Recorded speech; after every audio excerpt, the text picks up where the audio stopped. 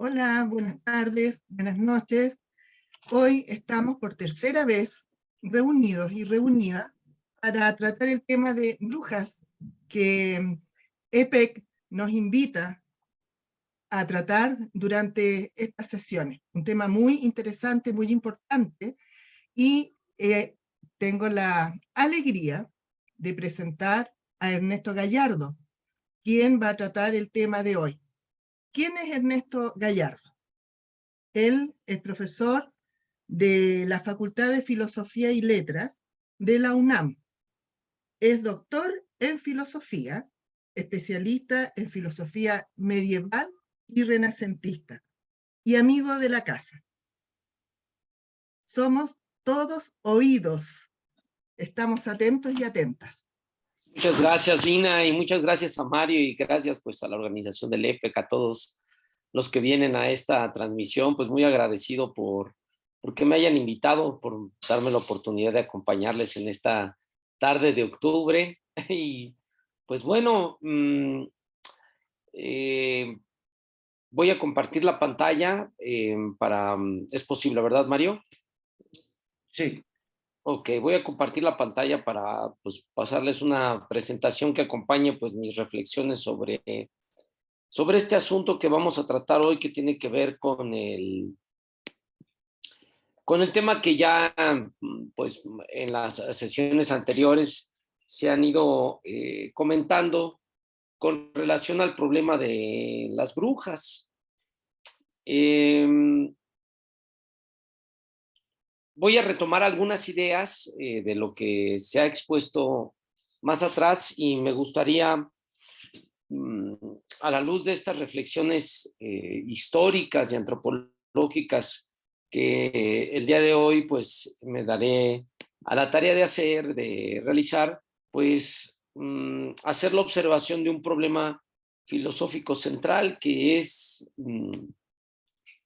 sobre todo cuál fue o cuál es la explicación sobre la particular forma de ver a las brujas en el momento en el que nos encontramos, que es el del Renacimiento, donde se han estado estudiando pues, los fenómenos de las brujas, en especial por lo que representó para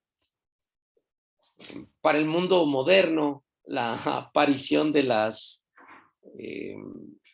hogueras en gran parte de Europa, para eliminar y cambiar estas viejas prácticas. Para dicho fin, y usando un viejo adagio medieval, trataré de ser lo más breve posible. Dice el adagio, sé breve y gustarás, así que trataré de decir de manera muy sucinta algunas ideas generales. Voy a utilizar, algunos teóricos que han tratado este problema, y con la finalidad de presentarles pues un problema filosófico central que tiene que ver en específico con relación a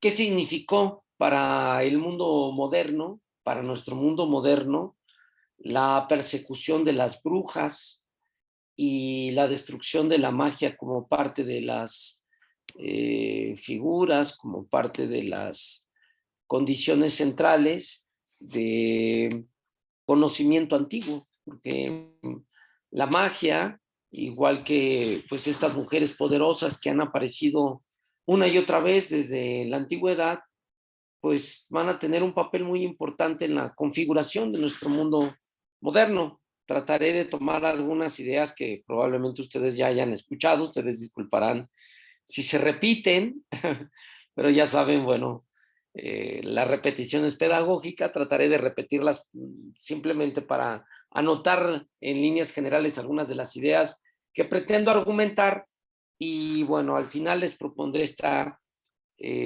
visión filosófica sobre el problema de las brujas. En específico,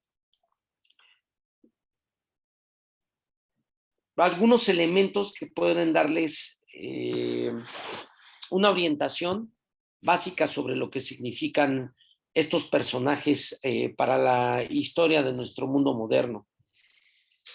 Miren, la primera cosa que quiero articular es la perspectiva de dos intelectuales maravillosos que estudiaron el fenómeno de las brujas en el Renacimiento. Uno de ellos es un gran antropólogo que tiene un libro precioso que se llama Las brujas y su mundo, de Julio Caro Baroja, y el otro es el de Culianu, así se apellida el personaje, que es un gran historiador, que tiene otro libro que se llama Eros y Renacimiento, Eros y la magia se llama en el Renacimiento, y ellos tienen un punto de vista muy particular con relación al fenómeno de la brujería y de la magia durante el Renacimiento.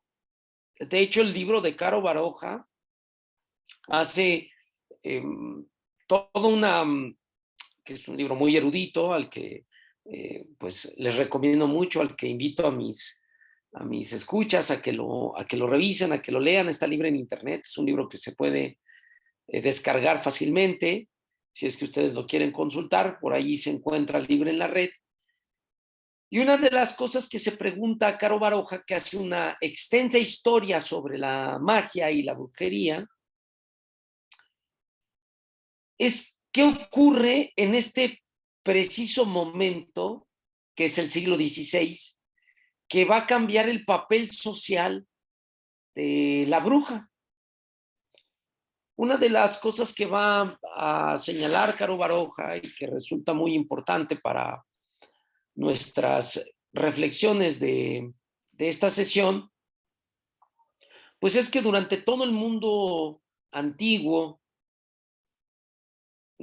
incluso durante toda la Edad Media, mujeres poderosas, como ya se ha relatado, como ya se ha presentado en las sesiones anteriores, de manera muy erudita, muy completa, pues siempre hubo en la historia antigua y en el mundo medieval, pues mujeres que fueron particularmente importantes porque tenían una especie de saber, saber mágico sobre las hierbas. También eran mujeres que por sus propios poderes podían jugar un papel ambivalente, como suele ser en lo sagrado, podía manifestarse de manera fasta o de manera nefasta. Esa fuerza de lo sagrado no necesariamente tenía que ser buena, también podía ser total y absolutamente destructiva. Pero la pregunta es, que este es el elemento principal, ¿por qué en el Renacimiento en particular, o qué tuvo ese proceso histórico que nosotros llamamos Renacimiento, que se persiguió a estas personas, que se pretendió desaparecer, que esa es otra de las cosas que se pregunta Culianu y que tiene absolutamente todo que ver con este mismo asunto? ¿Qué ocurre en el Renacimiento?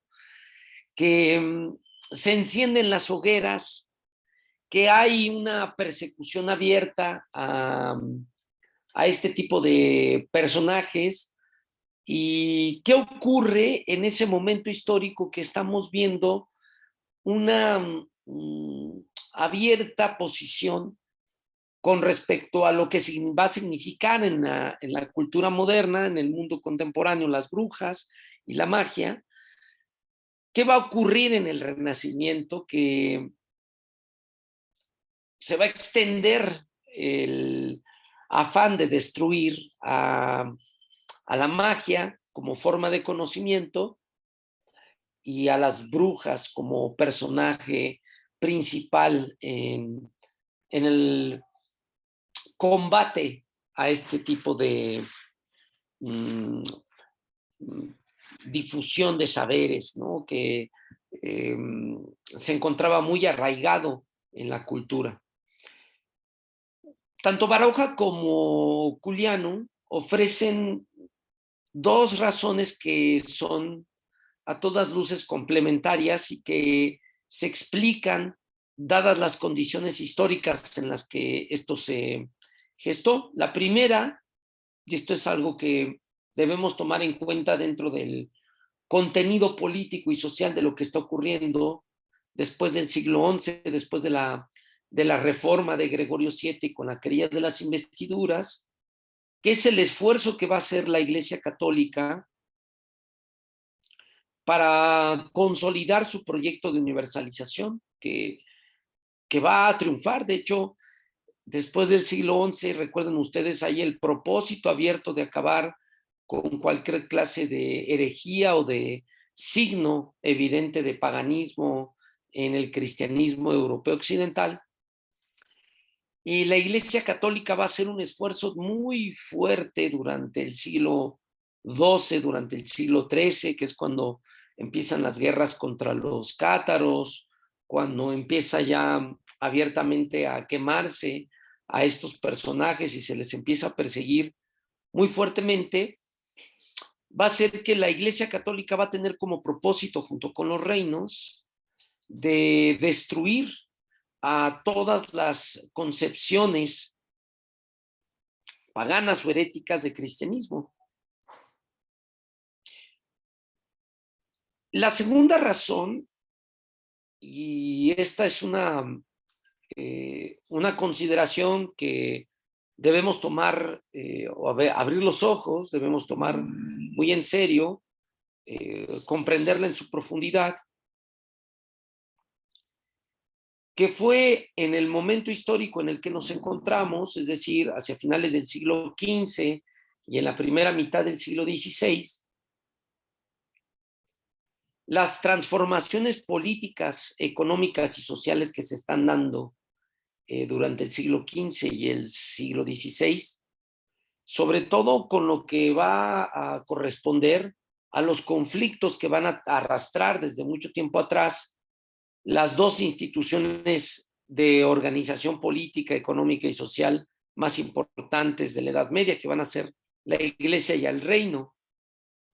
De hecho, la postura que tienen, por ejemplo, Caro Baroja y Culianu, es que el Renacimiento va a representar a todas luces, es evidente, es real, va a representar una nueva forma de organización social, es decir, vamos a ver cómo se van a ir construyendo ya el futuro de los estados nacionales, vamos a ver cómo la Iglesia Católica, que va a tener este proyecto de universalización, va a fracasar en cuanto al proyecto de universalización territorial geográfica, pero va a triunfar en cuanto a su perspectiva.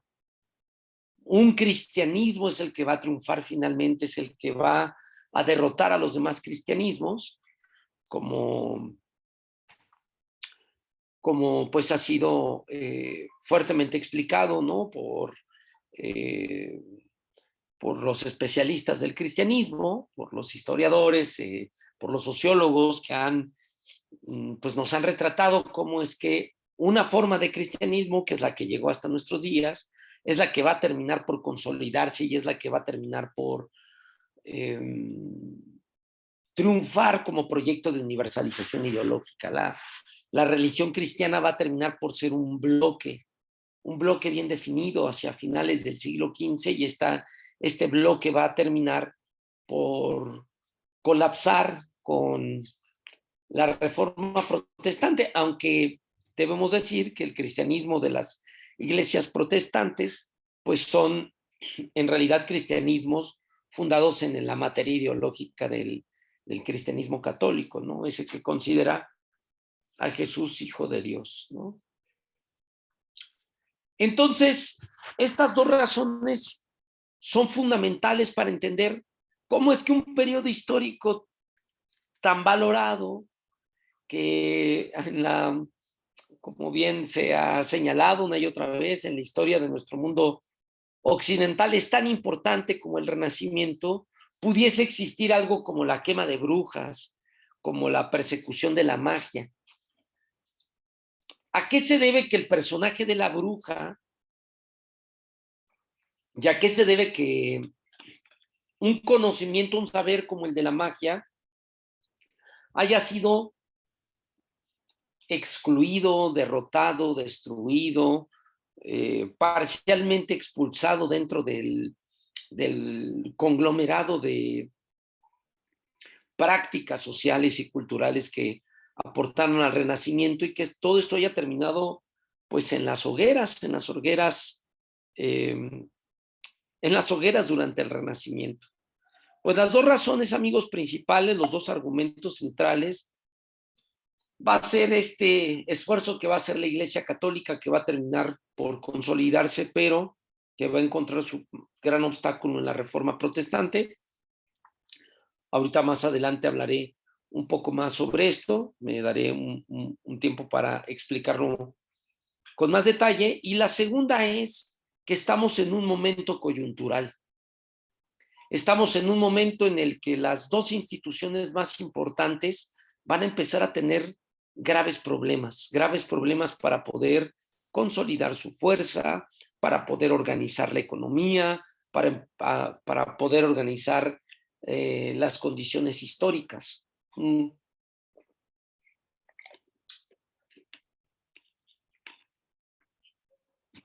Tanto Culianu como Caro Baroja, debo decir que también Marvin Harris hace un señalamiento en este sentido con relación a la bruja, y que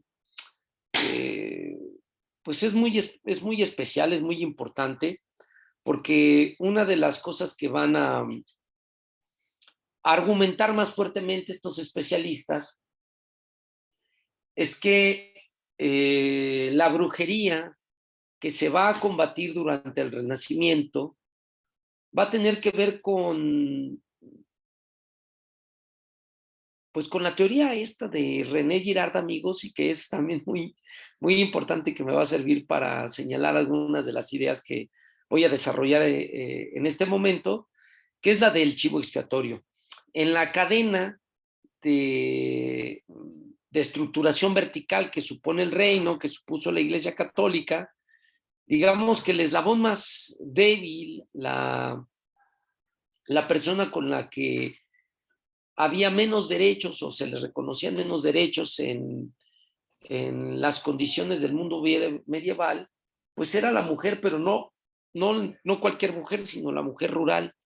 De hecho, una de las cosas que va a decir Caro Baroja, que vuelvo a insistir, se puede ver muy bien en Marvin Harris, en René Girard, es este asunto de que el chivo expiatorio resulta ser siempre la persona que tiene menos recursos para defenderse, quienes suelen estar en la cadena de la estructura social menos protegidos por los derechos, y generalmente la persona que tiene menos en la escala social, ¿no? Menos que defender, y también menos que tener, ¿no? Así que una de las razones que va a ofrecer Caro Baroja en ese libro es que la bruja a la que se va a perseguir más, y a la que se le va a censurar, a la que se le va a comer, a la que se le va a quemar, más va a ser a la bruja que va a pertenecer a medios rurales más que a las de medios urbanos. Y de hecho va a poner ejemplos bastante concretos Caro Baroja, igual que Marvin Harris. El mismo René Girard en La violencia y lo sagrado va a insistir en este asunto. ¿Quiénes son estos personajes? Agamben también hace una observación sobre esto en el Homo Sacer. ¿Quiénes son estos personajes? Generalmente son personajes que carecen de derechos, son personas que en la escala social pues son pobres, son personas que no tienen ninguna relación de poder importante, y generalmente son en la cadena un chivo expiatorio ideal. Es la persona a la que se puede sacrificar para reconfigurar los entornos o culpar a alguien de los males que se están viviendo en la época. Y de hecho, bueno, Caro Baroja dice algo que es muy interesante, que todo lo que tiene que ver con la quema de brujas va a estar, casi toda va a ocurrir, o va a estar más bien relacionada con personas del ambiente rural más que del ambiente urbano. Y que las brujas que son conocidas o que tienen prácticas consuetudinarias en los medios urbanos van a ser mucho menos atacadas que las brujas rurales. De hecho, va a señalar que, y es cierto, en los ambientes del Renacimiento, también de la Edad Media, habrá mujeres poderosas, mujeres de las cortes, mujeres cercanas a los reyes, o mujeres que tengan alguna relación con los ambientes de poder. Esas mujeres van a ser menos perseguidas que las mujeres que se van a encontrar en medios rurales. Vean la cita, que es esta parte que ven ustedes en negritas en la diapositiva. Miren lo que dice Caro Baroja. Dice: la bruja típica es un personaje que se da sobre todo en medios rurales. La hechicera de corte clásico se da mejor en medios urbanos o en tierras en las que la cultura urbana tiene gran fuerza. Iba a decir Caro Baroja que, y es cierto, que va a haber una especial misoginia con relación a las mujeres, incluso en proporciones. La sesión pasada hasta se mostraron las estadísticas que son muy interesantes. Pues lo que más se sacrificó fueron mujeres de corte rural, y es a ellas a las que se les convierte en un objeto de sacrificio. Y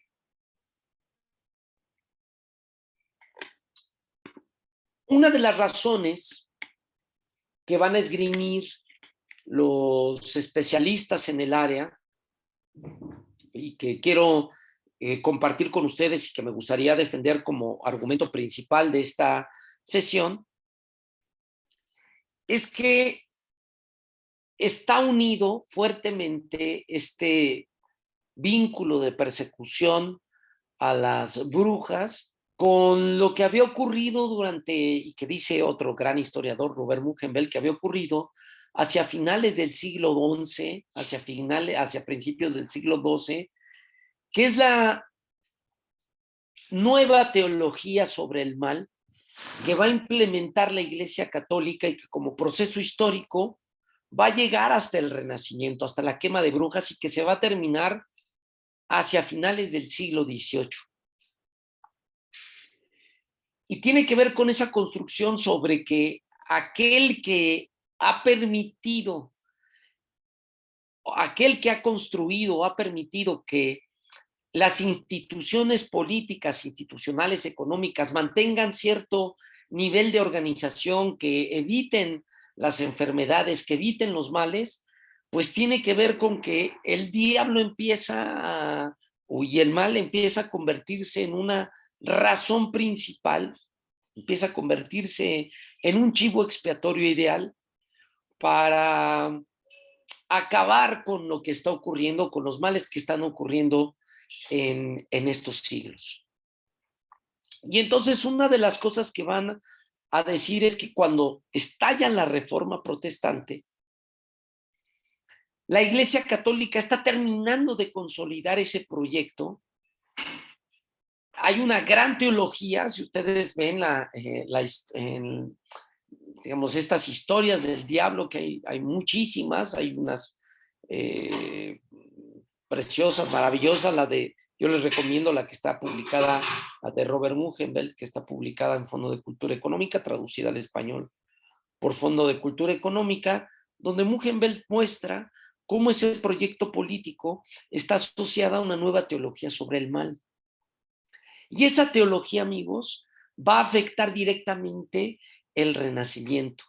Ya lo vimos en la primera sesión, y en la segunda sesión se insistió sobre esto, que el Maleus Maleficarum, el martillo para las brujas, es un instrumento de organización institucional, jurídica, que va a convertirse en un instrumento de justificación política de esas quemas y de esas persecuciones. Una de las cosas en las que va a insistir Caro Baroja, y que también va a insistir Culiano, es que el momento histórico en el que estalla la Reforma Protestante se agudizan esas teologías sobre el mal, y va a ocurrir en el momento histórico en el que nos encontramos, que esa misoginia, que ese chivo expiatorio que resulta ser la bruja, es un instrumento maravilloso para justificar muchas de las prácticas sociales o muchas de las cosas que están ocurriendo, para bien y para mal, dentro del Renacimiento. Y entonces Culianu junto con Caro Baroja van a sostener una de las tesis más interesantes con relación a este asunto de la quema de brujas durante el Renacimiento y lo que la bruja representa como chivo expiatorio en el Renacimiento durante el siglo XVI. Entonces va a decir Caro Baroja que las mujeres que tienen alguna relación, va a ocurrir lo mismo con los hombres que tienen cierta cantidad de poder, que pertenecen a ambientes de poder y que están unidos a cierto estrato social, van a ser tratados de manera muy diferente. A las mujeres que pertenecen a ámbitos urbanos se les va a considerar como hechiceras, como mujeres poderosas, con un poder original, y en contraste las mujeres que van a pertenecer a la última cadena del orden de lo social, se les va a tratar como seres diabólicos y detestables.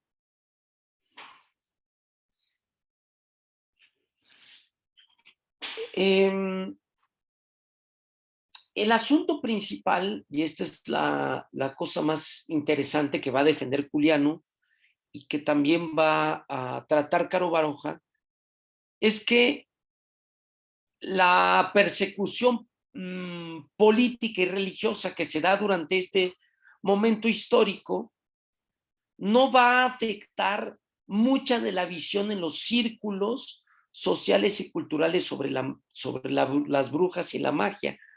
Va a tener una fuerza estructural en cuanto a su aplicación social, pero mucho de lo que va a ocurrir o va a seguir ocurriendo en los círculos urbanos y en general entre los intelectuales renacentistas es que va a haber una valoración positiva de la magia y de la brujería. Vean la cita de Caro Baroja, que también, bueno, es lo que está ahora en negritas y que ustedes pueden leer ahí. Dice Caro Baroja, dice: la justicia civil, tanto más que la eclesiástica, castigó de continuo esta clase de mujeres mixtas, de hechiceras y alcahuetas, y que yo sepa, pocas autoridades del Renacimiento en Italia o en España fueron capaces de negar que sus maleficios fueran eficientes. Es decir, entre los círculos intelectuales, entre los círculos de poder, entre los círculos de gente que utilizaba este tipo de invocaciones mágicas, pues formaba parte de su cultura. Hay los ejemplos de Pico de la Mirandola, por ejemplo, que tiene pues un texto sobre magia, Marsilio Ficino, que sus libros pues son de alquimia, Paracelso, todos esos personajes que forman parte del Renacimiento, los mismos pintores, los mismos creadores, Leonardo, Rafael, Miguel Ángel, son personajes que están fuertemente influidos por la cosmovisión de la magia y de la brujería. No hay una prohibición abierta de la magia y de la brujería, sino que ellos se crían y ven a la magia como un efecto positivo e incluso como un conocimiento necesario de la consolidación política y social de una forma de organización que culturalmente pervivió durante muchísimo tiempo. De hecho, una de las tesis que va a defender Culianu y que resulta muy interesante para nuestras reflexiones, nuestros argumentos de esta tarde, de esta noche, es que la magia y la brujería en realidad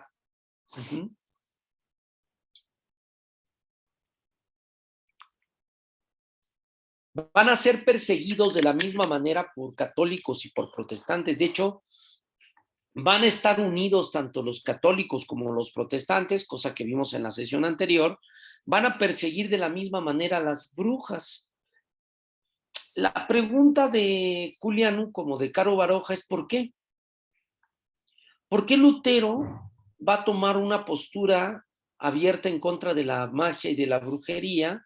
¿Y por qué los protestantes, tanto como los católicos, van a perseguir a las brujas y van a proscribir en el lenguaje del conocimiento a la magia? La tesis de Juliano es muy interesante porque él va a decir, en realidad todo el Renacimiento está lleno de magia. Esa visión que tenemos sobre el Renacimiento como si fuese el discurso precursor de la ciencia moderna es falso. Es una falsificación. No hay tal renuncia a la magia y a la brujería. Forman parte incluso del tejido social y todo el Renacimiento solo puede entenderse si se entiende la magia y la alquimia. Quienes lograron destruir y proscribir, y esa es la tesis de Juliano, quienes lograron prohibir y destruir los discursos de la magia y empezaron poco a poco a destruir la magia y la brujería como parte de una práctica no deseada, como una forma mítica de lo sagrado nefasto que había que proscribir, fueron al mismo tiempo la Iglesia Católica y las iglesias protestantes. De hecho, una de las cosas que van a tener en común tanto la Iglesia Católica como las iglesias protestantes va a ser terminar abiertamente con la magia y la brujería, cosa que va a impulsar en un segundo momento que el discurso de la ciencia empiece a ocultarse detrás de esos saberes mágicos. Y entonces Juliano va a ofrecer ejemplos prácticos sobre este asunto.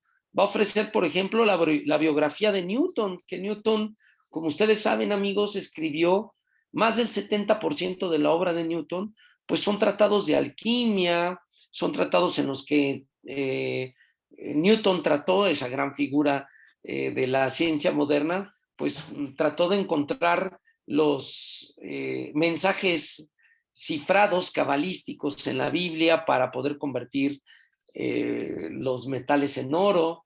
Y va a decir, en realidad, incluso en la mentalidad de los científicos del siglo XVII y del siglo XVIII, seguía perviviendo la visión mágica sobre la realidad. La alquimia va a seguir siendo un instrumento fundamental, la alquimia como esta manera, no solamente la alquimia material de convertir los metales en oro, sino también la alquimia espiritual, esa forma en la que se representa la transformación interior. Entonces, Juliano va a decir, tanto los protestantes como los católicos van a tener unos enemigos en común y van a ser ellos precisamente los que se van a hacer cargo de destruir, de convertir a la bruja en ese chivo expiatorio necesario, y va a ser la bruja el instrumento ideológico a partir del cual va a conseguir la Iglesia Católica de confirmar y de consolidar su visión sobre el cristianismo, y al mismo tiempo va a ser esta misma Iglesia Católica junto con el protestantismo quienes van a ver los últimos residuos de la herejía y del paganismo en la magia y las brujerías, y van a utilizar a las mujeres como ese chivo expiatorio, porque son las mujeres brujas de zonas rurales las que van a ser más castigadas y más quemadas, porque en los medios urbanos de cierto poder económico, incluso dentro de las cortes, van a pervivir brujas que van a seguir teniendo esta visión mágica, y va a seguir en el Renacimiento esta visión mágica, ¿no? Por eso es que muchos de los intelectuales del Renacimiento, si no es que todos, trataron el problema de la magia. No fue excepcional, sino que formaba parte de su misma cosmovisión. Vean esta cita también de Las brujas y su mundo de Caro Baroja, que me parece fundamental, ¿no? Dice Baroja: la polémica no terminó sino mucho después, y aún casi durante un siglo, se siguieron achicharrando brujas aquí y allá, mientras las prensas gemían a menudo cada vez que habían de dar a luz un libro a favor o en contra de la tesis realista, sobre si las brujas existían o no existían, mientras se dio entre los corrillos intelectuales y en las grandes discusiones después de la Reforma Protestante sobre si la brujería era o no real, o si la magia era real o no, en lo que se dieron estas polémicas, duró pues un poco más de un siglo la persecución. Y también las discusiones que había entre las redes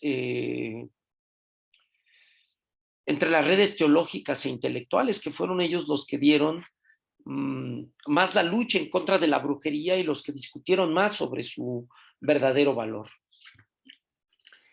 Y entonces, tanto Culianu como Caro Baroja, también voy a citar el caso de Marvin Harris, que también escribe sobre este aspecto, y apoyándome en la tesis de René Girard, como ya comenté hace un momento, la pregunta es ¿por qué? ¿Por qué se quemaron? ¿Y cuál es el asunto principal que va a permitir la quema de estas brujas y la importancia ¿cómo va a decir Caro Baroja? O sea, nunca antes había sido tan importante el papel de la bruja en los medios sociales, no, nunca se había pensado en que la magia y la brujería tuvieran tanta fuerza en el entorno social como ocurrió en el Renacimiento. Fue una locura.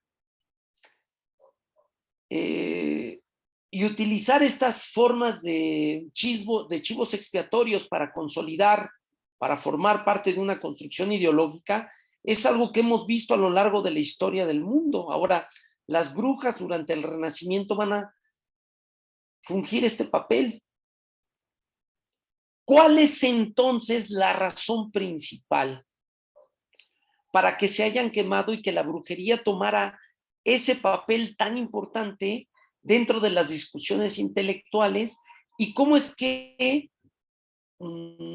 la quema de estas brujas podía ayudar a la construcción de una nueva realidad social? Esa es como la pregunta fundamental en estos autores. Entonces, una de las cosas que van a señalar es que el lugar donde más se quemaron brujas, donde se profundizó más, sin decir que en otros países o en otros reinos, que es el caso ahora, en el momento histórico en el que nos encontramos, uno podría pensar que se dio igual en todos los reinos europeos. Pues no. Hubo reinos, sobre todo en las regiones de Germania y de los Países Bajos, donde más brujas se van a quemar. El dato, por supuesto, necesita interpretación. ¿Por qué? ¿Por qué se quemaron más brujas en la Inquisición germánica y la de los Países Bajos? Y la explicación es, y aquí hay un consenso, pues por la aparición de la Reforma Protestante. De hecho, Lutero va a defender lo que la Iglesia Católica también defiende sobre la naturaleza herética de la brujería y de su importancia para la difusión del mal. Y las razones religiosas van a ser fundamentales, es decir, las razones principales de esta quema de brujas y de estas persecuciones a las mujeres de entornos rurales y empobrecidas va a ser fundamentalmente religiosa.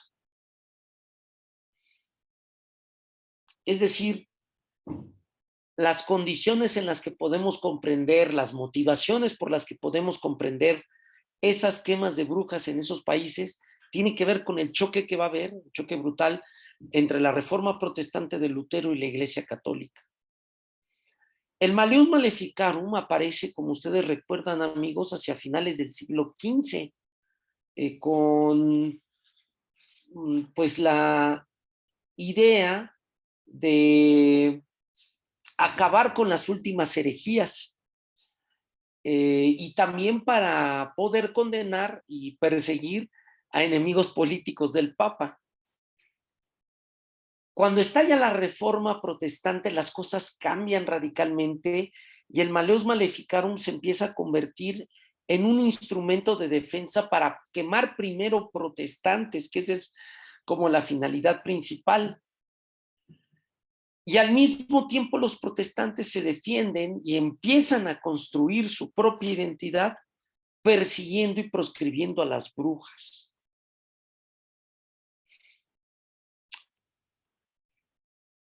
Los conflictos políticos entre la iglesia y los reinos van a agudizar esas persecuciones.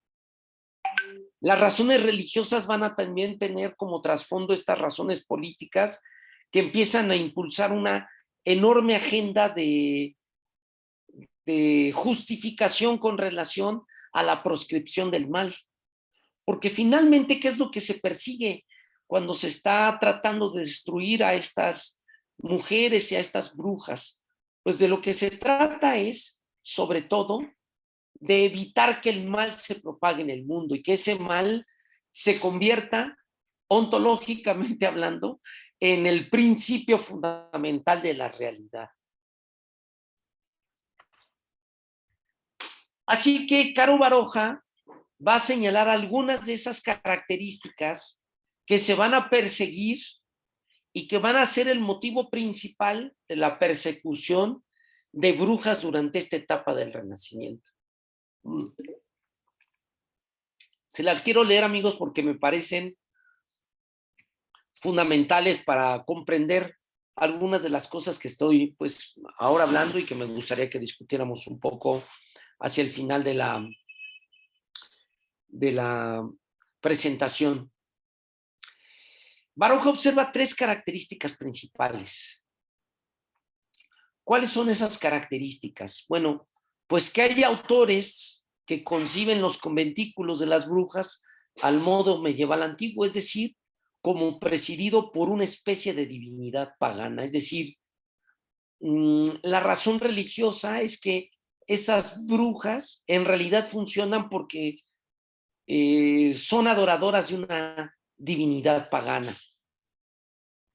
Cosa que no ocurría siempre. También hay que tener muy en cuenta que las formas de esas divinidades paganas también se habían sincretizado. Había también dentro de la brujería de la época, basta ver la alquimia de los autores, de los intelectuales de la época, la alquimia también se había combinado con los elementos del cristianismo.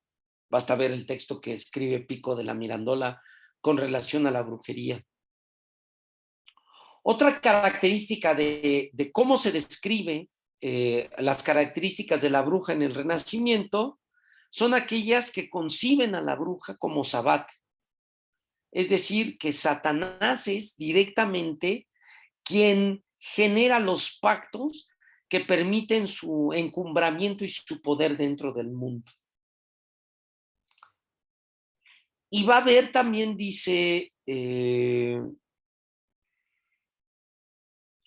Caro Baroja, algunos autores que se van a oponer a esas tesis, que van a decir que van a estar en contra de las tesis de que en realidad la brujería puede tener algún tipo de autoridad o algún tipo de poder real dentro del mundo. Y entonces va a decir Caro Baroja esta última característica. Hay autores que niegan la realidad de uno o de otro tipo de reuniones atribuyendo lo que se dice de ellas a varias causas naturales, como son el procedimiento judicial con los tormentos, es decir, que los tribunales inquisitoriales atrapan a las brujas, les dan unas torturas horribles y al final aceptan o terminan diciendo cosas realmente increíbles. Mujeres que están o hombres que están bajo el influjo de algún estupefaciente o a debilidad psíquica. Va a decir Caro Baroja que la literatura del Renacimiento se divide y se caracteriza por estas tres cosas. Aquellos que niegan la posibilidad de esa brujería y aquellos que la afirman, pero los que van a tener realmente más poder sobre este movimiento de persecución de estas mujeres va a ser fundamentalmente aquellos que dicen que la brujería sí funciona, que tiene un poder real sobre el mundo y que va a tardar mucho tiempo en convertirse ese otro discurso que va a formar más bien parte ya de la tradición ilustrada, de negar la posibilidad de la brujería y atribuírselo más bien pues a otro tipo de razones, ¿no? A la tortura, a los estupefacientes o a la locura. Otra última cosa que me gustaría señalar ya para ir cerrando mi presentación, yo dije que iba a ser breve, pero bueno, pues ya tengo más de 50 minutos hablando. Voy a ir cerrando mis reflexiones y me gustaría también pues compartirles algunas ideas finales, algunas conclusiones para que podamos pues conversar, para que podamos discutir, para que podamos tener una charla final. Otra de las cosas en las que van a insistir a partir de estas razones religiosas, es decir, a creer efectivamente que hay un poder real del mal sobre el mundo y ese poder real se expresa en esas mujeres, en esas brujas que fueron contaminadas, que fueron el instrumento de Satanás para destruir las cosas que hay en el mundo, para acabar con el verdadero cristianismo y para introducir a estas divinidades paganas, a estas formas de cristianismo herético. Otra de las razones que por supuesto, van a aducir tanto Baroja como Culianu son las razones políticas.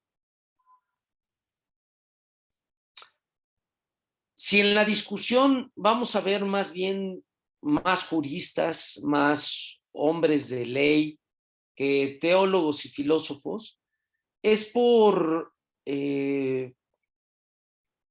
la razón principal de que lo que se está luchando dentro de la constitución política coyuntural que hay en el Renacimiento, tiene que ver con el gran choque que están teniendo tanto la Iglesia Católica como los reinos. Como ustedes saben, ya desde el siglo XI, con la querella de las investiduras, los reinos germánicos habían tenido un gran conflicto con el papado por este poder que tenían los reyes después de la coronación de Carlomagno de investir figuras eclesiásticas.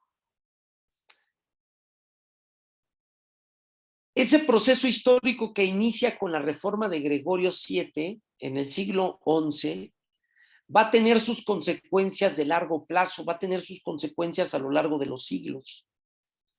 Pero va a haber un momento bastante álgido que se va a dar durante el siglo XV, si ustedes recuerdan el conflicto conciliarista, ese conflicto donde estuvieron grandes intelectuales como Nicolás de Cusa, donde se va a discutir si es el Papa la figura central de la Iglesia Católica o si son realmente los que manejan, los que controlan y los que son el poder real en la Iglesia Católica, si son los obispos. Ese conflicto que se va a dar en el siglo XV va a ser el resultado de esa reforma que va a tener Gregorio VII en el XI, se va a representar en el siglo XV y va a tener su enfoque directo y su afectación directa en el siglo XVI.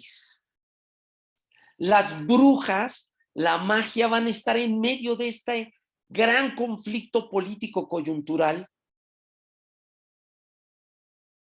Dentro de este gran conflicto religioso sobre si el mal verdaderamente se apoderó del mundo, si las brujas son las que efectivamente, o es Satanás el que efectivamente tiene un gobierno sobre la realidad, y van a ser las mujeres en este discurso absolutamente misógino, y además dentro de esta visión del chivo expiatorio, el instrumento político de adjudicación directa del conflicto que están viviendo las dos instituciones más importantes de la Edad Media y que en el Renacimiento van a empezar a sufrir un colapso político, que es el reino y la iglesia, ¿no? Van a estar en un conflicto político muy fuerte y en medio vamos a ver a estas mujeres.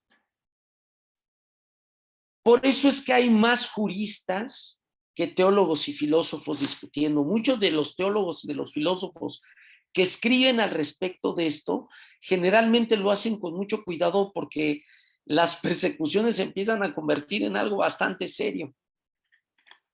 Sino que le pregunten, por ejemplo, a Giordano Bruno, al que no quemaron por sus escritos científicos, lo queman a Giordano Bruno por su texto sobre la magia. De hecho, Giordano es víctima de ese conflicto y de esas disputas que hay entre la Iglesia Católica, ¿no? y las sectas protestantes y los movimientos protestantes. Entonces, una de las cosas que observa, por ejemplo, Robert Mugenbeld, es que todas las narrativas que vamos a encontrar en las razones políticas que van a configurar las nuevas relaciones sociales después del Renacimiento están construidas finalmente en torno a la narrativa sobre el mal. Una parte muy importante de la fragmentación del feudalismo y de la disputa histórica entre la iglesia y los reinos va a tener que ver con cómo se construye esa nueva narrativa sobre el mal.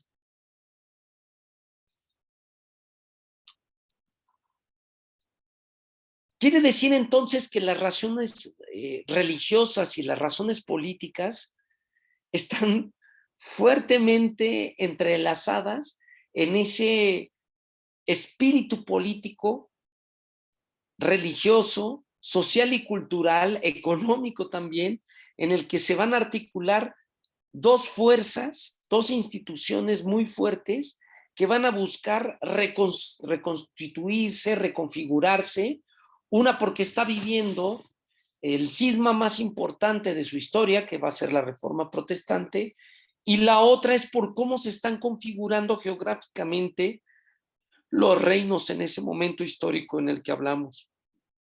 Vamos a empezar a ver la construcción social de una nueva forma de organización política que va a terminar por destruir por dentro al reino y construir lo que va a ser en el futuro los estados nacionales. Vean esta cita de Caro Baroja, con la que me gustaría ir cerrando algunas de mis reflexiones y bueno, pasar ya pues a la última parte de mi exposición para poder platicar con ustedes, amigos, para que tengamos tiempo suficiente. Vean cómo reflexiona Baroja sobre este asunto. Vean la cita, dice: la pasión por las cuestiones hechicenles fue enorme hasta entonces, pero después, es decir, hasta el siglo XVI, todo el siglo XVI va a haber una pasión tremenda, y todavía durante las primeras décadas del siglo XVII. Pero después, dice Caro Baroja, con una rapidez vertiginosa también, comenzaron a caer en descréditos y a ser tratada con desdén. Es este final del siglo XVI y el comienzo del siguiente, el periodo más interesante a mi juicio en la historia de la brujería europea occidental, porque en él se acumulan toda clase de informaciones, pareceres, experiencias y de ella sale nada menos que una revisión absoluta del pensamiento que termina con las concepciones mágicas en las clases superiores europeas casi de raíz, cosa que no ha ocurrido aún, según es sabido, en vastas porciones de África, de Asia, de América y de Oceanía, donde no solamente se cree en el poder de magos, hechiceros y brujos, sino donde el derecho está sometido a la noción de magicalidad. Entonces dice algo muy importante Baroja, que se une con lo de Culiano. Va a ser la Iglesia Católica y la Reforma Protestante la que va a arrancar de raíz, fíjense, la que va a arrancar de raíz, casi de raíz, dice, las concepciones mágicas en las clases superiores europeas. Es decir, al paso del tiempo, al paso de los siglos, las concepciones mágicas van a terminar de desaparecer y un espíritu de renovación, una nueva forma de concebir este fenómeno va a tener por sí mismo otros valores y va a estar fundada en otros valores muy distintos, ¿no? Quiero concluir, amigos, haciendo una breve recapitulación de lo que yo he tratado hasta el día de hoy, que me parece muy importante para que podamos comprender el fenómeno de la magia y de la brujería en este momento de la historia occidental, que es el siglo XVI. La primera cosa que hay que decir es que la brujería durante el Renacimiento tuvo una importancia particular. Todos los autores importantes, filósofos o teólogos, escribieron algo al respecto de la magia y de la brujería porque formaba parte de su contexto histórico. Los autores del Renacimiento no veían con desdén ni de manera lejana la magia y la brujería, todo lo contrario. Ellos se habían criado en esas concepciones y tanto la alquimia como la existencia de estas mujeres poderosas que podían tener contacto con lo trascendente formó parte de la cosmovisión. La pregunta es, ¿a qué se debe que haya desaparecido la magia y la brujería de las clases superiores europeas y que se haya prohibido abiertamente la práctica de la magia y la brujería? Tanto Baroja como Culianu están de acuerdo con que es el siglo XVI el que va a ver con mucho más pasión el asunto de la magia y de la brujería. ¿A causa de qué? ¿Cuál es la razón? La Reforma Protestante. Sin duda, la Reforma Protestante va a ser el punto principal para que se empiece a perseguir a chivos expiatorios, con el fin, como dice muy bien René Girard, con el fin de restaurar las fuerzas políticas, económicas y sociales, encontrar a un culpable abierto de los males que aquejaban a ese mundo, que empieza a ver en un momento coyuntural una crisis política, social, económica y cultural que va a ahondar en la fuerte misoginia que hay en la época y que lo que más se va a quemar en el momento histórico en el que nos encontramos van a ser mujeres de la vida rural. ¿Cuál es la causa de que sean mujeres de la vida rural, brujas de la vida rural, en comparación con las brujas hechiceras de la vida urbana? Bueno, pues la única diferencia va a ser socioeconómica y política. Van a ser estas mujeres que tienen menos derechos, que tienen menos posibilidades de salvarse o de defenderse, las que van a sufrir las consecuencias más terribles de esta persecución política y de lo que va a ocurrir durante ese momento histórico que, como dice Culianu, y es un elemento principal para entender lo que está ocurriendo en el Renacimiento, que es desechar por completo la magia y la brujería de las nuevas formas de organización política y social.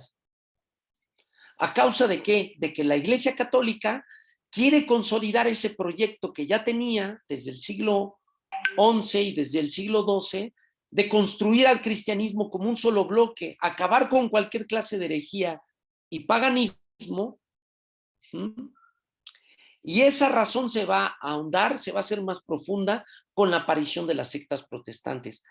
Cosa que es casualmente interesante, porque en lo que van a coincidir tanto la Iglesia Católica como los protestantes es tener al mismo chivo expiatorio, que en este caso van a ser las brujas. Van a ser las razones religiosas y las razones políticas las que van a prohibir y van a desaparecer la enorme pasión que había habido en el mundo antiguo por la magia y la brujería. La Ilustración en realidad va a ser la respuesta natural a ese impulso histórico y social que se va a dar con relación a la prohibición, a la proscripción, a la persecución abierta de todos los discursos que tuvieran que ver con la magia y la brujería en ese momento histórico. Mucho de lo que se va a discutir entonces entre los intelectuales es si es o no es verdad el poder que tienen las brujas. Habrá quienes apoyen que sí, que definitivamente sí, que las brujas existen y que tienen una realidad ontológica y que Satanás es de alguna forma parte del mundo, algo que la Iglesia Católica había evitado durante la Edad Media, por razones que ahora no puedo aducir, pero que forman parte de una larga narrativa con respecto a la libertad, pero que en el siglo XVI se va a reactivar con una pasión tremenda y que los juicios sobre las brujas y la magia en el Renacimiento van a tener sobre todo como contexto la gran disputa religiosa entre la Iglesia Católica y la Iglesia Protestante y el gran combate que van a tener la Iglesia Católica y los reinos europeos en el momento histórico en el que nos encontramos. Así que, y este es el punto principal con el que me gustaría terminar, que es una de las tesis de Culianu, y que me parece evidente, es que la magia y la brujería fueron muy importantes y en realidad el Renacimiento no fue el principio voluntario de la construcción histórica de la ciencia moderna, que esa es una de las cosas que va a discutir más fuertemente Culianu, o sea, fue circunstancial. En realidad la aparición de los discursos científicos va a ser una manera de responder o de llenar un vacío que habían dejado la sabiduría antigua que había representado la magia y la sabiduría antigua que había representado la figura de la bruja. Si empezó a declinar la pasión por las cuestiones hechiceriles, como lo dice Caro Baroja, es en especial porque empieza a imponerse una nueva narrativa, que va a ser la de la Ilustración, con relación a que la magia y la brujería pues son cuestiones de superstición, que son cuestiones de falsificación de la realidad, y el discurso de la narrativa científica va a empezar a imponer un nuevo sistema de organización secular sobre el orden de la realidad. Pues en líneas generales, amigos, estas serían mis presentaciones. Solo quisiera insistir antes de despedirme que es técnicamente imposible incluso comprender el papel de la bruja en nuestro mundo moderno si no entendemos cómo se gestó la quema de brujas durante el siglo XVI. Muchas de las mediaciones que vamos a vivir nosotros con relación, por ejemplo, a la función secular de la bruja en nuestro mundo moderno, no sería posible comprenderla sin lo que ocurre durante el Renacimiento y la desaparición de la magia y la brujería de las narrativas intelectuales, filosóficas, teológicas, que van a estar pues emparentadas con las discusiones políticas.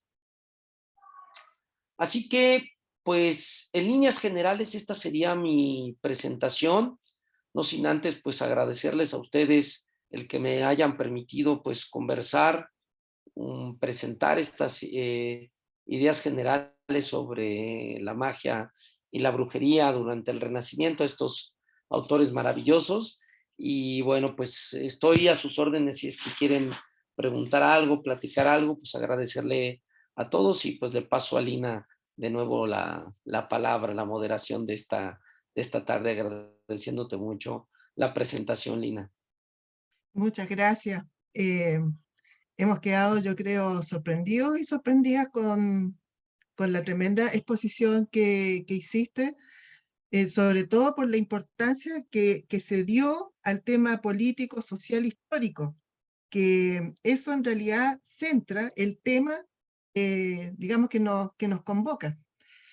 Mientras yo creo que las personas pueden estar haciendo sus preguntitas, hay una palabra que a mí me sorprendió que se utiliza a veces como sinónimo, que es bruja y hechicera. Y según la exposición que tú hiciste, pareciera que bruja se asemeja más a la de los sectores rurales, empobrecidos, y hechicera pareciera que fuera como de una connotación un poco más elegante, de otro estrato social. ¿Es así o fue impresión mía? No, de hecho es así. Eh, Incluso la distinción la uso de Caro Baroja. Caro Baroja dice que hay una diferencia. Él utiliza las palabras del, digamos, de la vida popular, ¿no? Eh, Incluso lo hace la distinción. Aquí la voy a poner otra vez, a lo mejor es mejor ponérselas así, entre la estrega y la sorguiña, ¿no? Que son muy distintas sobre cómo funcionan. Incluso las palabras, dice él, que se utilizan para una y para otra son muy distintas. Entonces, se va a referir a ella, eh, sobre todo a la hechicera, más unida a los medios urbanos, más unidas a las cortes, y a la bruja más en los ámbitos rurales, e incluso la palabra está, pues, refiere semánticamente pues a esas personas malvadas, perversas, ¿no? De lo sagrado nefasto, y a la hechicera, ¿no? A la hechicera más bien con los poderes mágicos blancos, con ese poder que tienen, por ejemplo, para convocar a fuerzas sagradas fastas, ¿no? En realidad es de él la distinción, y lo hace porque hay palabras distintas para referirse a una y a otra. Eh, Incluso dice algo, y tiene toda la razón, Caro Baroja, que hay todavía en el momento histórico en el que nos encontramos, en el del Renacimiento, hay princesas o reinas que son consideradas hechiceras, es decir, son consideradas mujeres poderosas con ciertos conocimientos mágicos antiguos, que no tienen el mismo, por supuesto, el mismo estatus social que tienen las brujas, que son más bien de entornos rurales empobrecidos. Esa es como una Porque, de las observaciones que hace Caro Baroja. Ajá. disculpa, porque la imagen, yo sé que es una caricatura, pero siempre de bruja como fea, como lo más nefasto, lo más horrible, y como hechicera tiene otra forma. El ropaje que tiene, la manera de ser es distinta. Entonces era una duda que siempre yo había tenido, cuál era la diferencia entre hechicera y bruja. Mira, dentro de lo que tú comentaste, mencionaste a varios autores.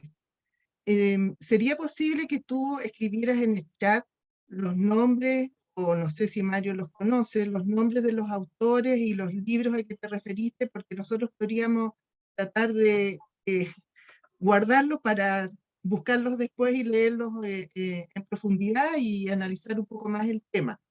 Y por otro Claro que lado, sí. Ajá. Sí, hay sí. una pregunta que acabo de ver en el chat que dice, de Isabel, dice, ¿hechicería sería más aceptable en la sociedad más culta? Mm, más bien la hechicera está relacionada con un entorno de poder, en cuanto a las cortes. Es una bruja, es una hechicera que es más bien urbana, tiene un papel social, definitivamente lo tiene, porque además hay que recordar que las hechiceras pues formaron parte del mundo antiguo, es decir, no desaparecieron. En realidad la hechicería no desapareció para absolutamente nada, apareció, eh, digamos, en el mundo medieval apareció también la figura de la hechicera muy unida a las cortes, muy unida a las figuras de poder. Eh, Muchas de ellas eran respetadas porque también en la corte había gente que formaba parte de, digamos, de estos grupos, ¿no? A lo mejor muy pequeños, de entornos bastante respetados, que se formaban en antiguas tradiciones mágicas, sobre todo para la herbolaria. Hay muchísimos casos. Caro Baroja, de hecho, que es uno de los autores que estoy poniendo aquí, bueno, Juliano, Marvin Harris, aquí los estoy poniendo, pues es uno de esos casos, el de la hechicería. Juliano también pone ejemplos muy interesantes sobre mujeres poderosas que fueron hechiceras, reinas europeas, que lo fueron en algún momento, que tuvieron alguna relación con ese tipo de fuerzas, ¿no? Y que fueron pues finalmente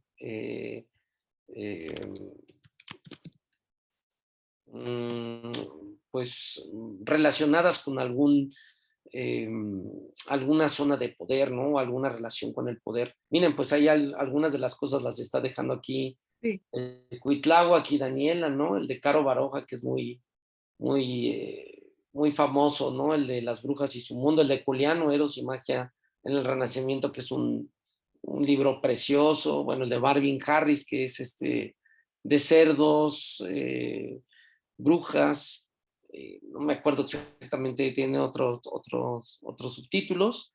El de René Girard, ¿no? El de la violencia y lo sagrado, que también puede ser ahí utilizado. Entonces la hechicera sería más aceptable en una sociedad en la que la hechicera está relacionada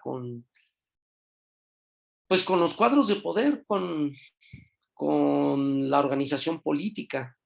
Y hay muchísimos ejemplos al respecto, muchísimos. O sea, no hay uno, sino que hay bastantes, ¿no? Esas brujas que formaron parte del tejido social, que aparecen en la literatura, que aparecen en la historia, e incluso en los documentos antiguos, en las antiguas historias, ¿no? En los antiguos documentos que cuentan la historia de algunas de estas hechiceras, estas mujeres poderosas que estaban unidas pues a los vínculos políticos y económicos, ¿no? Uh-huh. Eso sería pues el comentario, y pues le agradezco mucho a Isabel que haya preguntado.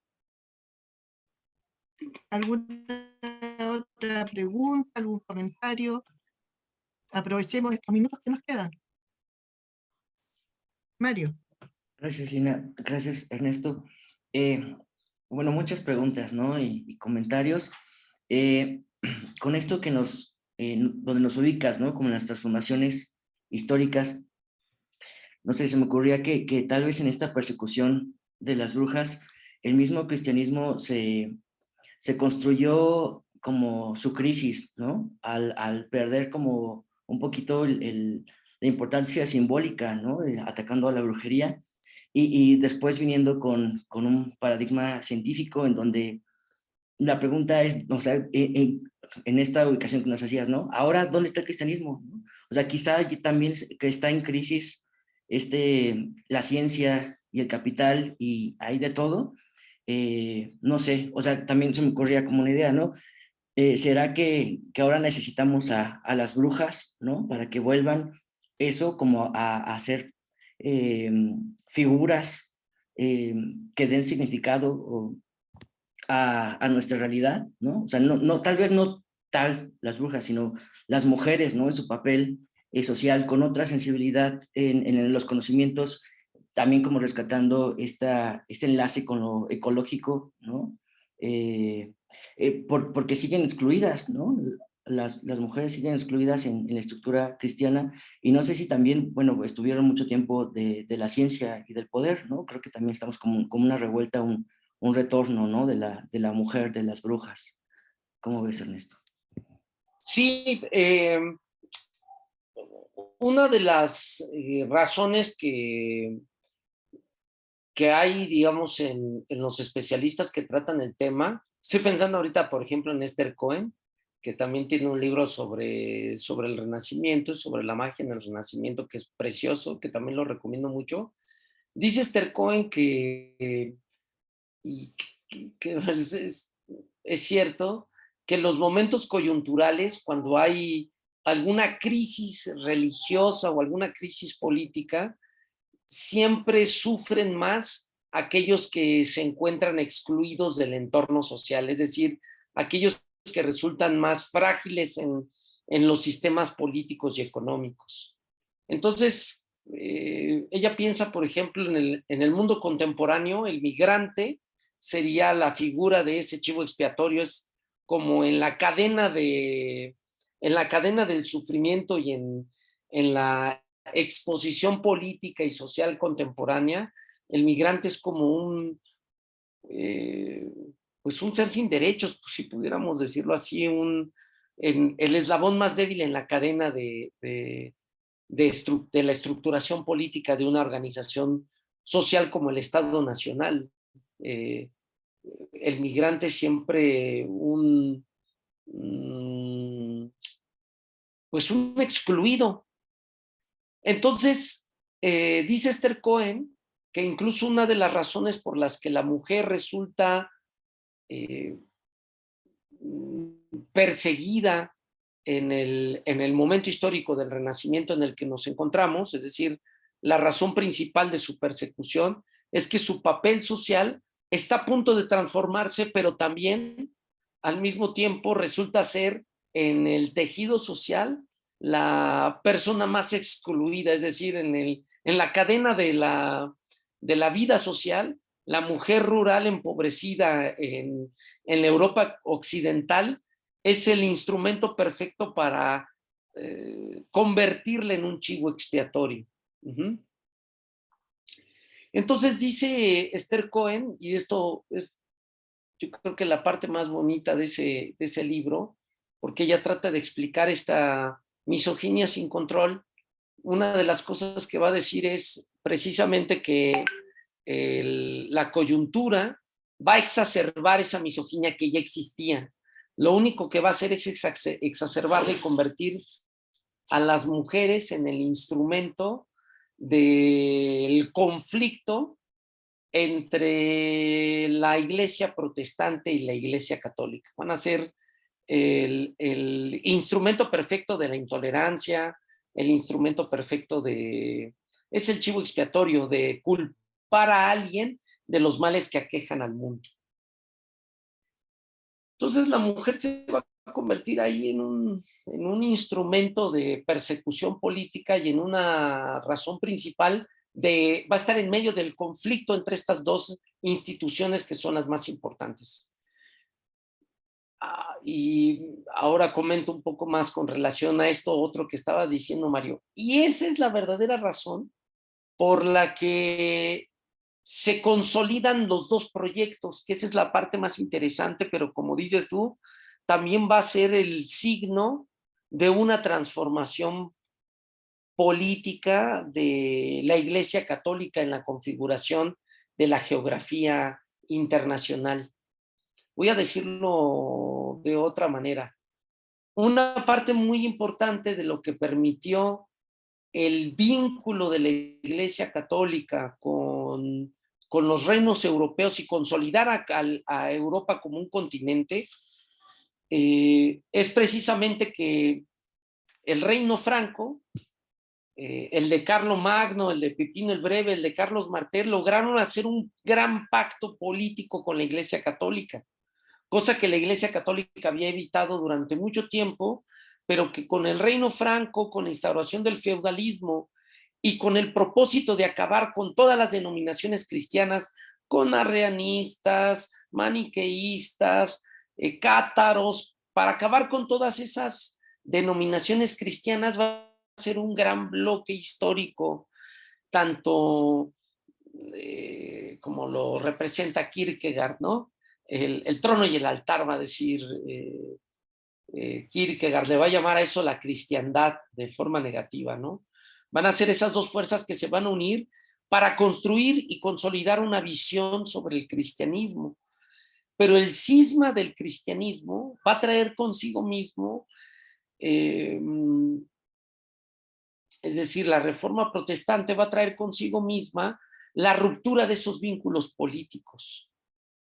Como ustedes lo saben, una de las primeras cosas que va a ocurrir con la reforma luterana es que muchos de los príncipes alemanes, que es donde se va a refugiar finalmente Lutero, van a renunciar a la autoridad de la Iglesia Católica. Y ese discurso, de alguna forma, esa secularización, ese partirse en dos, va a traer, como muy bien dijiste tú, el final de ese proyecto de universalización. Y al mismo tiempo va a traer como consecuencia, y eso lo dijiste muy bien y también lo va a observar Juliano, que me parece muy importante, la desaparición de la magia en el futuro. Si uno considera que, digamos, una parte muy importante de los discursos religiosos están sostenidos bajo el principio de la visión mágica del mundo, ese desencantamiento que va a traer la ciencia contemporánea va a ser resultado de esos dos conflictos que son tan importantes, y también va a traer un espíritu de secularización, sobre todo al papel de lo que las brujas son y de lo que son en realidad, ¿no? Va a haber incluso una gran literatura que va a rechazar abiertamente que las brujas sean reales, van a buscar los efectos naturales, si quieren ustedes decirlo de otra manera, científicos, de esos procesos históricos que ocurren en los tribunales inquisitoriales que queman a las brujas. Van a revisar las actas de los inquisidores y van a decir, no, pues muchas de ellas dicen que son brujas, pero porque las torturas son horribles o porque son víctimas de una intoxicación por drogas, o puede ser que estén locas. Si uno lo piensa a la distancia, esas razones en realidad lo único que van a evidenciar pues es el final de las propias de la propia racionalidad de la magia, que depende enteramente de una cosmovisión religiosa muy profunda, ¿no? Entonces ahí van a estar conectados algunas de esas ideas, ¿no? Y bueno, pues te agradezco muchísimo, amigo, el que me hayas preguntado, y perdonen que yo me haya extendido tanto en la respuesta. Espero haber sido claro. Sí. Gracias. ¿Algún comentario, alguna pregunta más? Solamente por decir, a mí me parece que es tan central el tema del poder acá y el tema de la iglesia, y en cómo con esa mentalidad de culpar a las mujeres como generadoras del pecado, Entonces era como la imagen típica, eran las razones para culpar a las mujeres de todos los males que estaban sucediendo. Daniela. Ay, yo nada más brevemente, Ernesto, muchísimas gracias. Genial lo que has presentado. Creo que de alguna manera complementa y redondea muy bien esta tercera sesión junto con las otras dos que hemos tenido, ¿no? Y a mí, por lo menos, me va quedando pues muy claro cómo no solamente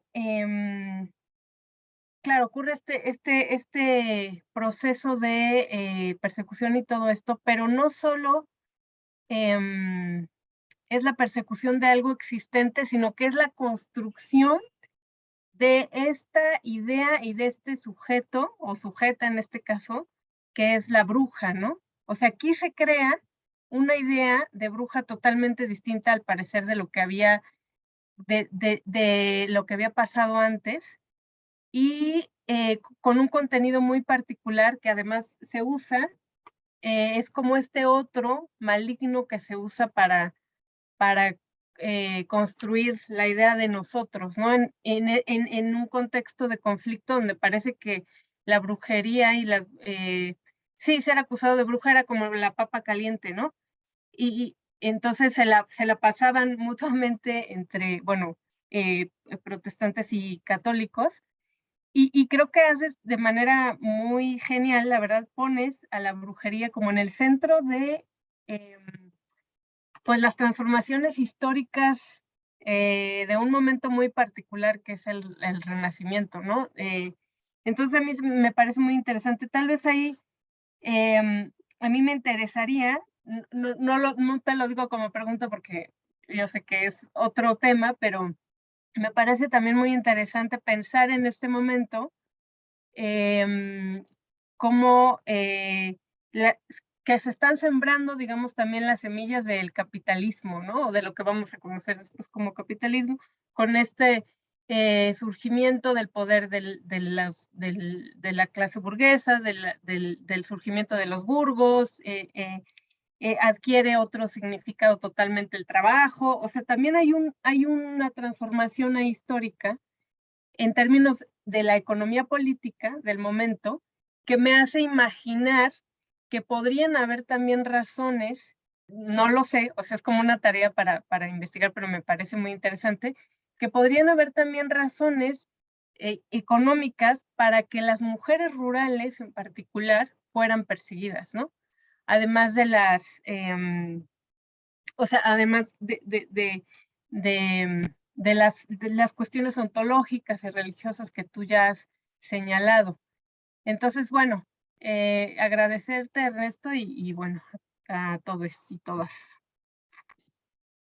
Sí, además, Dani, creo que ese es otro asunto que hay que tomar en consideración de esto que estás diciendo, que forma parte de la misma narrativa que va a construir también una nueva visión sobre la mujer en el mundo. Es decir, si nosotros consideramos el proceso histórico de la incorporación de la mujer al mundo contemporáneo, probablemente el momento histórico en el que esto empieza a construirse, que se empieza a consolidar, incluso pensando en el papel que en el futuro va a tener la mujer, la bruja va a ser un elemento fundamental que va a poner a lo femenino dentro del centro de la discusión. Un poco ocurre también como, no sé si pueda ser un parangón, pero a lo mejor es muy distinto. Ustedes van a decir, pues ese es muy distinto, sí lo es, totalmente, pero piensen en la naturaleza histórica de lo que representa hoy el migrante en las discusiones sociales, en las discusiones sobre las fronteras, sobre la globalización, lo que el migrante representa en la cultura social de nuestro mundo contemporáneo. Entonces, las grandes discusiones sobre los derechos humanos, sobre el papel que los estados nacionales necesitan ejercer en este mundo en el que las fronteras se están acortando. El papel del migrante es un papel fundamental. Un poco ocurre lo mismo con las brujas, porque son las mujeres como centro de, si quieren ustedes, en la discusión total, en la discusión, en la conversación general de los vínculos intelectuales, políticos, culturales sobre la brujería, va a ser un papel muy importante el de la mujer que al paso del tiempo se va a transformar por completo. A mi juicio, ese es el asunto principal. Aparte de que se va a construir esta visión negativa sobre la mujer, también ahí detrás, digamos, de ese discurso, en el proceso histórico de larga duración, el papel de la mujer se va a transformar después del Renacimiento. La mujer va a tener un papel muy distinto y su estatus también va a cambiar. Simplemente hay que pensar que esas mediaciones se van a transformar después de las enormes discusiones sobre si es posible que una mujer forme parte de un conventículo, de una secta dedicada a Satanás. O sea, esas formas de ver a la mujer van a transformarse también a la luz de tratar de desacreditar ese tipo de discursos. Y entonces van a haber, digamos, dos formas narrativas que van a chocar y que al final una de ellas va a empezar a imponer su manera de ver o de percibir lo femenino, que va a llegar hasta nuestros días, que va a ser exactamente el papel de la mujer dentro del orden de lo social, ¿no? Yo pienso que ahí es donde va a traer las consecuencias más fuertes el de la brujería, incluso cómo el papel de la bruja va a cambiar en el mundo moderno, que también va a cambiar con el papel que va a tener el diablo como figura secularizada dentro de las narrativas contemporáneas, ¿no? Entonces, bueno, pues como siempre, Dani, te mando un abrazo bien grande a la distancia y espero haber comentado algo más aquí al respecto de esto, ¿no? Bueno, la última intervención, entonces, y espero decir bien el nombre, es Lagos Moreno. El micrófono. Gracias, Lina. Gracias a todo el mundo por acá. Gracias, Ernesto, por la exposición muy puntual. Yo quisiera aprovechar que ya comentaste por acá un texto de Esther Cohen. Yo estaba pensando, no sé si era ese, el que le dedica a la brujería, que es justo con el diablo en el cuerpo, ¿no? Y justo con las preguntas últimas y con algunas partes de tu intervención, aprovechando que seguramente tú conoces mucho mejor el mundo renacentista, medieval y antiguo, si habría una suerte de isomorfismo también entre el mago y el brujo. O sea, estoy pensando que, por ejemplo, algo que comenta ahí Esther Cohen es el énfasis que hace Pico de la Mirándola principalmente para tratar de intelectualizar el saber de la magia, ¿no? Que es algo que también más o menos está presente en Ficino. Pero estoy pensando en qué es lo que pasa cuando hay acusaciones de brujería contra hombres, ¿no? Justo como con Giordano o justo como con Urbain Grandier en el siglo XVII, ¿no? En el caso de la posesión de Loudun. Entonces, no sé si haya una suerte de feminización de cierto tipo de actitudes o de prácticas o de conocimientos en varones, o me gustaría saber más bien qué es lo que podrías comentar al respecto, o si no viene ni a cuenta. No, sí, totalmente viene a cuento y para empezar, pues te mando un abrazo muy afectuoso a la distancia, Cuitlahua, qué gusto verte. No, yo creo que hay también acusaciones y ocurre lo mismo. Ocurre lo mismo con el hechicero y con el brujo, no se trata de la misma manera. Incluso el hechicero pasa igual que con la hechicera y la bruja. El hechicero siempre está cerca de las cortes y hay que ver el papel que ha tenido, por ejemplo, en la extensa literatura medieval. Por ejemplo, Merlín, que es un hechicero, un hombre poderoso, ¿no? Y hay varias figuras varoniles que forman parte de la antigua mítica. Hay incluso reyes reyes hechiceros, igual que hay reinas hechiceras, es decir, tienen esta cualidad, este poder, pero sí, la brujería es vista como esa fuerza sagrada nefasta, ¿no? Esa fuerza a la orilla. Ahora, ¿por qué hay menos acusaciones de brujos? A pesar de que las hay, sobre todo porque era más difícil, a la luz de las, por ejemplo, de las creaciones literarias y de los libros jurídicos, como el Maleus Maleficarum, era más difícil acusar a un hombre y era más difícil de que llegara a la hoguera que el de una mujer. Casi todas las historias que conocemos, por ejemplo, de hombres que llegaron a la hoguera, generalmente fueron casos políticos, como el de Laudun, ¿no? Que fue, incluso hay hasta pues hay la gran literatura y hay una película preciosa que hace Ken Russell al respecto, ¿no? Los demonios se llama la película, que generalmente estaban emparentados con casos de poder y al revés, ocurre que aquellos hombres que son acusados, por ejemplo, en acusaciones, por ejemplo, en pueblos, estoy pensando en el caso del abogado del diablo de Gustav Henningsen, que es un libro que también les recomiendo mucho, donde los hombres tienen un papel subsidiario, es decir, en realidad no son ellos los importantes, sino que son ellas las más importantes, son ellas las que llevan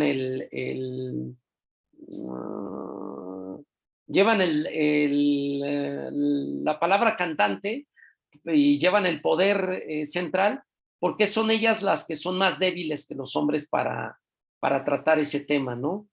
El caso de Giordano Bruno es también un caso excepcional. En realidad son casos excepcionales los que se han dado al respecto de esto, porque lo que más se acusó y en algún momento se trató, pues fue sobre todo con los casos más emblemáticos, pues son de mujeres más que de hombres, pero esos hombres que se acusaron fueron casos excepcionales.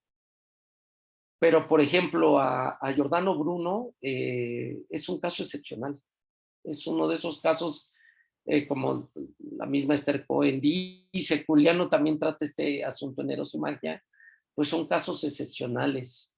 Son casos que están más bien tratados bajo la óptica de conflictos que no pudieron resolverse y que se salieron en algún momento de control, ¿no? Porque en su mayoría casi todas las acusaciones reales fueron hacia mujeres, ¿no? Pues eso comentaría, Cuitláhuac. Como siempre, amigo, te agradezco muchísimo el que estés aquí. Te mando un abrazo bien afectuoso a la distancia. Muchas gracias, un abrazo. Un abrazo. Bueno, estamos llegando ya al final de esta tercera sesión y tengo que comentarles que como faltan todavía 3 sesiones más y ya estamos a mitad de octubre, la próxima semana, el lunes y el martes, serían 2 sesiones para terminar el 31. Entonces, para que anoten en sus agendas que la próxima semana en el mismo horario, entonces va a ser lunes y martes. Y lo otro, pongan su mejor cara, bonita, linda, enciendan sus cámaras, una gran sonrisa para sacarnos una foto